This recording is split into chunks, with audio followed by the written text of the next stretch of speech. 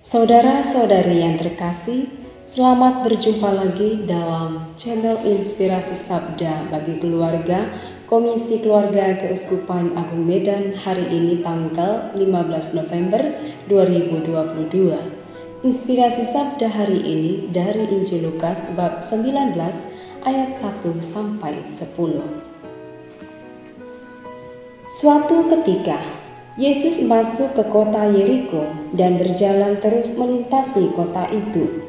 Di situ ada seorang bernama Zakheus, kepala pemungut cukai, dan ia seorang yang kaya. Ia berusaha untuk melihat orang apakah Yesus itu, tetapi ia tidak berhasil karena orang banyak, sebab badannya pendek. Maka berlarilah ia mendahului orang banyak, lalu memanjat pohon ara untuk melihat Yesus yang akan lewat di situ.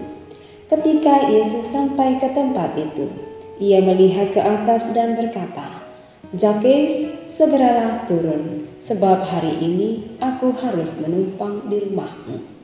Lalu Zakheus segera turun dan menerima Yesus dengan sukacita. Tetapi semua orang yang melihat hal itu bersungut-sungut katanya, "Ia menumpang di rumah orang berdosa." Tetapi Zakheus berdiri dan berkata kepada Tuhan, "Tuhan, setengah dari milikku akan kuberikan kepada orang miskin, dan sekiranya ada sesuatu yang kuperas dari seseorang, akan kukembalikan 4 kali lipat." Kata Yesus kepadanya, "Hari ini telah terjadi keselamatan kepada rumah ini, karena orang ini pun anak Abraham. Sebab Anak Manusia datang untuk mencari dan menyelamatkan yang hilang." Demikianlah sabda Tuhan. Saudara-saudari terkasih, jika setiap manusia menyadari keberdosaannya di hadapan Allah dan berniat untuk bertobat, mestinya harus ada tindakan konkret yang ditunjukkan sebagai wujud dari pertobatannya. Injil hari ini mengisahkan seorang kepala pemungut cukai bernama Zakheus. Bagi kalangan bangsa Yahudi, Zakheus mendapat stigma sebagai orang yang berdosa. Walau demikian, ia memiliki kerinduan besar untuk bertemu langsung dan mengenal lebih jauh sosok Yesus seperti yang ia dengarkan dari orang lain.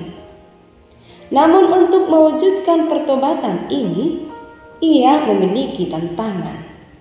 Tubuhnya yang pendek membuat ia sulit melihat dan bertemu dengan Yesus yang sedang berada di tengah kerumunan banyak orang. Tetapi ia tidak menyerah. Justru ia melakukan hal yang tak terduga, yakni memanjat pohon ara. Usaha perjumpaan ini memang terlihat sederhana, namun benar-benar konkret. Bahkan tidak semua orang memiliki nyali untuk melakukan seperti yang dilakukan Zakheus. Di balik keterbatasan yang ia punya, ternyata ada mutiara yang ia jaga dan pelihara untuk ia persembahkan kepada Yesus. Mutiara itu ialah kerinduan hatinya yang besar untuk bertemu dengan Yesus. Dari oranglah Zakheus tahu bahwa Yesus itu Maha Pengasih dan Pengampun. Namun, apa yang ia dengar itu mampu ia respon dengan baik. Ia menyadari bahwa meskipun ia berdosa, Tuhan tetap mencintainya. Jika orang punya kerinduan untuk bertemu dengan Tuhan, itu berarti ia meyakini bahwa Tuhan itu ada. Kerinduan itu tentu harus dibarengi dengan usaha.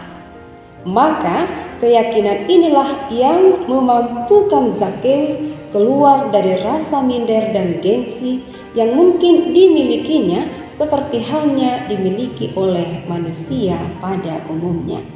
Setelah mengalami secara langsung kasih yang dari Tuhan, Zakheus mengalami pertobatan.